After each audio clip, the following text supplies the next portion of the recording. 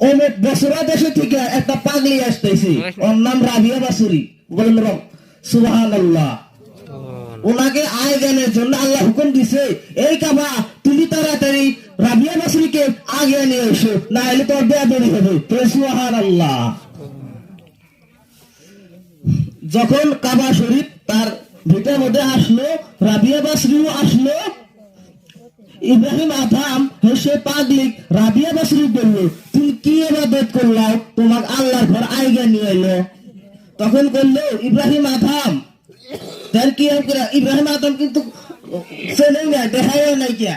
রাবিয়া বাসরি একলা জানে, আল্লাহর কুদরতে জানে যে বলকের বাসায় ইব্রাহিম আদম দুনিয়া নিজের বাসায় ত্যাগ করে হজ করার আইছে। তখন বললো হে ইব্রাহিম আদম, রাবিয়া বাসরি বললো ইব্রাহিম আদমে, ইব্রাহিম আদম তুমি তো আল্লাহর ঘর দেখবার নিয়ে আইসাও, তুমি তো আল্লাহ পাওয়ার আশায় এসো নাই। আর আমি রাবিয়া বাসরি আল্লাহ পাওয়ার আশায় এসে দিয়া আল্লাহ কয় যে এই কাবা তুমি রাবিয়া বাসরিকে আয় গেলে এসে। সুবহানাল্লাহ।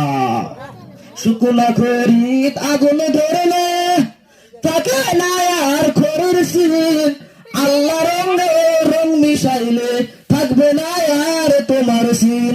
আল্লাহর ওলি হইতে হইলে হালসা বেহাল হয়ে যায়, দুনিয়ার মায়া রাখে না রে লোকে তারে পাগল কর।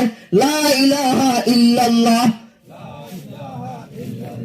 লা ইলাহা ইল্লাল্লাহ, লা ইলাহা ইল্লাল্লাহু মুহাম্মাদুর রাসূলুল্লাহ সাল্লাল্লাহু আলাইহি ওয়া সাল্লাম। আল্লাহুম্মা সাল্লি আলা